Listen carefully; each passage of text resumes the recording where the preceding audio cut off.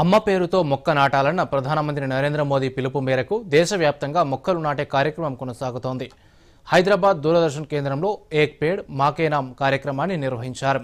ఈ కార్యక్రమంలో దూరదర్శన్ కేంద్రం డిప్యూటీ డైరెక్టర్ జనరల్తో పాటు ఇంజనీరింగ్, న్యూస్, ప్రోగ్రామింగ్ విభాగాల ఉన్నతాధికారులు, సిబ్బంది పాల్గొన్నారు. కార్యాలయం ప్రాంగణంలోనూ చుట్టుపక్కల మొక్కలు నాటారు.